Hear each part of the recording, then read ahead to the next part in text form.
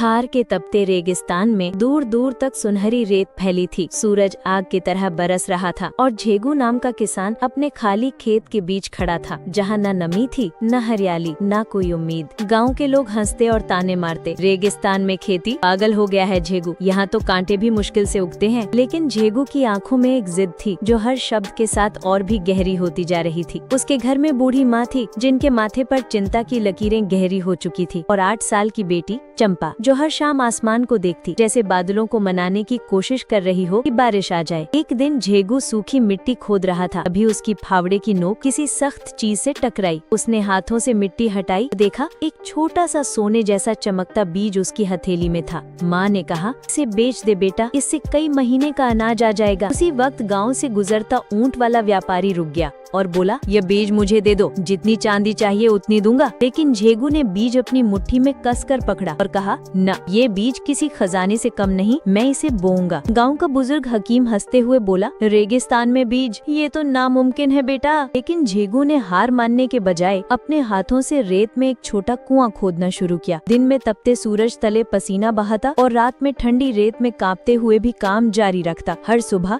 वो बीज को पानी देता और चारों तरफ बड़े बड़े पत्थर जमा कर नमी बचाने की कोशिश करता। लेकिन महीने बीत गए और मिट्टी में कोई हरियाली नहीं दिखी। उसकी हथेलियां छिल गईं, पीठ झुक गई। एक दिन चंपा धीरे से आकर बोली, बाबा, ये बीज कभी उगेगा? झेगू ने उसकी आंखों में देखते हुए बस मुस्कुरा दिया। बेटी, जो धरती और आसमान से प्यार करता है वो कभी हारता नहीं। झेगू का ये वाक्य चंपा के दिल में किसी अमर गीत की तरह बस गया। फिर एक रात रेत का भयानक तूफान उठा। गाँव के पेड़ उखड़ गए, झोपड़ियां गिर गईं, लेकिन झेगू का कुआं और जहां बीज बोया था वहां की मिट्टी जस की तस रही। सुबह जब सूरज निकला तो रेत के बीच से एक हरी कोमल कली झांक रही थी, जैसे रेगिस्तान की सूनी गोद में उम्मीद ने पहली बार जन्म लिया हो। वक्त के साथ वो कली एक पौधे में बदल गई। पत्तों की नमी, टहनियों की हरियाली और गहरी जड़ों ने रेत के बीच जीवन का चमत्कार कर दिखाया। कुछ साल बाद वही पौधा एक विशाल खेजड़ी के पेड़ में बदल गया। उसकी छांव में रेगिस्तान का पहला हरा फेत लहराने लगा। गाँव के लोग जो कभी ताने मारते थे, अब झेगू के पास आकर कुएं खोदने और खेती करने लगे। रेगिस्तान का रंग बदलने लगा था। बुजुर्ग हकीम जो कभी इसे नामुमकिन कहते थे, अब मुस्कुराकर बोले, तू सही था बेटा, उम्मीद रेगिस्तान में भी उग सकती है। झेगू पेड़ की छांव में बैठा अपनी बेटी चंपा के साथ खेतों को देख रहा था। हवा में मिट्टी की महक और पत्तों की सरसराहट गूंज रही थी। झेगू ने धीरे से कहा, रेगिस्तान को बदलने के लिए बस एक बीज और ढेर सारा विश्वास चाहिए। और ये बात पूरे गाँव के दिल में गूंज उठी।